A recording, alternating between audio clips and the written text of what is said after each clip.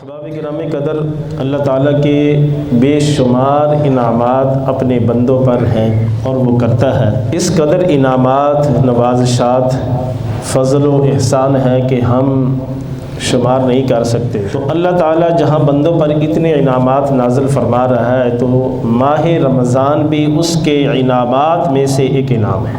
آپ غور فرمائیں کہ حدیث پاک کے اندر آتا ہے جو فرشتے اللہ تعالیٰ کا عرش اٹھاتے ہیں، اللہ تعالیٰ کا جو فرشتے عرش اٹھاتے ہیں، روزے دار جب دعائیں کرتا ہے ان دعاؤں پر آمین کہنے والے اللہ کے وہ فرشتے ہوتے ہیں جنہوں نے عرش اٹھایا ہوا ہے۔ اور آقا علیہ الصلوۃ والسلام نے فرمایا کہ روزے داروں کے لیے سمندر کی مچھلیاں روزے داروں کے لیے دعائیں مغفرت کرتی ہیں۔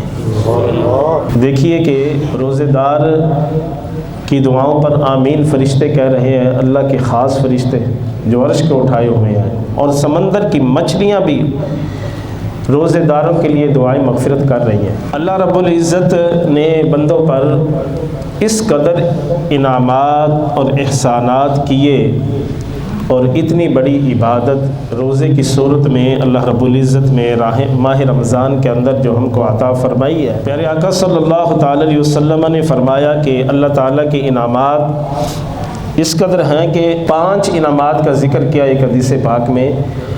حضور علیہ الصلوۃ والسلام نے فرمایا کہ یہ وہ انعامات ہیں جو مجھ سے پہلے جو امتیں گزر چکی ہیں، کسی بھی امت کو یہ انعامات نہیں عطا کیے گئے۔ فرمایا آقا علیہ الصلوۃ والسلام نے کہ یہ 5 انعامات خصوصاً اللہ رب العزت نے میری امت کو عطا فرمائے۔ پہلا انعام کیا ہے؟ آقا علیہ الصلوۃ والسلام نے فرمایا کہ جب رمضان کی پہلی رات آتی ہے تو اللہ رب العزت اپنے بندوں پر نظر رحمت فرماتا ہے۔ اور آقا علیہ الصلوۃ والسلام نے فرمایا جب اللہ رب العزت جس پر نظر رحمت فرماتا ہے اسے عذاب نہیں دے گا، اللہ تعالیٰ کی نظر رحمت ہو گئی تو اس بندے کو اللہ تعالیٰ جہنم کی آگ سے، عذاب سے محفوظ فرمائے گا۔ آقا علیہ الصلوۃ والسلام نے فرمایا دوسرا انعام کیا ہے؟ فرمایا روزے دار کے منہ کی بو، جب آپ روزہ رکھتے ہیں یہ ایک قدرتی نظام ہے، جب سارا دن بھوک اور پیاس برداشت کرتے ہیں تو جب شام کا وقت ہوتا ہے روزہ افطار کرنے سے کچھ دیر قبل آپ اگر محسوس بھی کرنا چاہیں تو منہ سے سمیل آئے گی۔ اب اس کا ہرگز مطلب نہیں کہ یہ بندہ دانت نہیں صاف کرتا، نہیں، بلکہ یہ کہ سسٹم ہے، کیونکہ وہ کھا بھی کچھ نہیں رہا۔ تو ہم ایک دوسرے کی اس وقت اگر نزدیک ہو کے سمیل لیں تو ہم یہی کہیں گے جناب آپ تھوڑا سا پیچھے ہو جائیں، آپ کے منہ سے بدبو آ رہی ہے۔ لیکن آقا علیہ الصلوۃ والسلام نے فرمایا روزے دار کی منہ کی بو روزہ رکھنے کی وجہ سے، فرمایا یہ اللہ کے ہاں اس کی قدر و قیمت کیا ہے یہ سنیں۔ حضور علیہ الصلوۃ والسلام نے فرمایا اس کی قدر یہ ہے کہ یہ اللہ کے ہاں مشک خوشبو سے بھی زیادہ پسندیدہ ہے۔ لیکن روزہ رکھا ہوگا تو اگر روزے کے بغیر خوشبوئیں بھی آتی رہیں منہ سے تو اس کا کوئی فائدہ نہیں ہے۔ روزہ رکھ کر اگر منہ سے بدبو بھی آئے، ہم ایک دوسرے سے دور ہو رہے ہیں، لیکن اللہ رب العزت نے فرمایا کہ میرے بندے کی یہ منہ کی بو جس نے میری رضا کے لیے روزہ رکھا ہے نا، اب یہ مشک خوشبو سے بھی زیادہ میرے نزدیک پسندیدہ ہو گئی ہے۔ اور آقا علیہ الصلوۃ والسلام نے فرمایا تیسرا انعام کیا ہوتا ہے؟ کریم آقا علیہ الصلوۃ والسلام نے فرمایا کہ اللہ رب العزت جنت سے فرماتا ہے کہ اے جنت تو آراستہ ہو جا، اے جنت تو مزین ہو جا، آراستہ ہو جا۔ آقا علیہ الصلوۃ والسلام نے فرمایا کہ میرے بندے جو ہیں دنیا کی مصیبتوں سے راحت پا کر، آزادی پا کر جو ہیں میرے گھر میں اور میں آرام فرمانے والے ہیں۔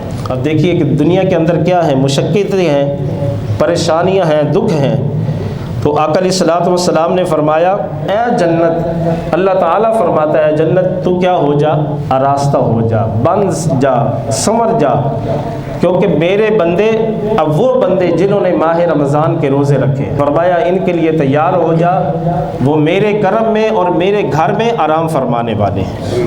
تو نبی پاک صلی اللہ تعالی علیہ وسلم نے اس قدر ہمیں یہ جو انعامات ہیں ان سے آگاہ فرمایا کہ اللہ رب العزت کس قدر اپنے بندوں کو انعامات عطا فرما رہا ہے۔ اور چوتھا انعام کیا بتایا؟ فرمایا کہ اللہ تعالیٰ کے فرشتے جو ہیں، اللہ کے فرشتے دن اور رات میں بندوں کے لیے دعائے مغفرت کر رہے ہوتے ہیں۔ بندوں کے لیے کیا کر رہے ہوتے ہیں؟ دعائے مغفرت فرشتے کر رہے ہوتے ہیں۔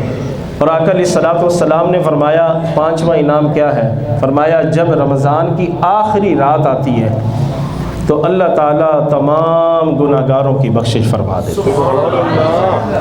اچھا، جب یہ حضور علیہ الصلوۃ والسلام نے یہ 5 انعامات بیان فرمائے نا، تو ایک شخص حضور کی بارگاہ میں کھڑے ہوئے، عرض کی یا رسول اللہ، اتنے انعامات اللہ تعالیٰ عطا فرما رہا ہے تو پھر یہ شب قدر کہاں گئی؟ یہ جو ماہ مقدس کے اندر شب قدر جو ہے، جس کی فضیلت اللہ تعالیٰ نے قرآن پاک میں بیان کی ہے، تو پھر یہ کہاں گئی؟ آقا علیہ الصلوۃ والسلام نے فرمایا، بڑی خوبصورت مثال دی، فرمایا جس طرح کوئی مزدور مزدوری کرتا ہے تو مزدوری کرنے کے بعد اس کو اس کا اجر دیا جاتا ہے۔ فرمایا کہ یہ شب قدر جو مزدوری پورا ماہ کرتا ہے، اللہ کی عبادات کرتا ہے، روزے رکھتا ہے، نماز تراویح پڑھتا ہے، قرآن کی تلاوت کرتا ہے، فرمایا یہ شب قدر اس کا اجر ہے، یہ اس کی مزدوری ہم اس کو دے رہے ہیں۔ تو آقا علیہ الصلوۃ والسلام نے فرمایا یہ وہ انعامات ہیں جو مجھ سے پہلے کسی بھی قوم کو، کسی بھی امت کو عطا نہیں کیے گئے۔ اور کتنے خوش نصیب ہیں ہم کہ اللہ رب العزت نے ہمیں یہ مبارک مہینہ، یہ کرم والا، رحمت والا، مغفرت والا مہینہ عطا فرمایا ہے۔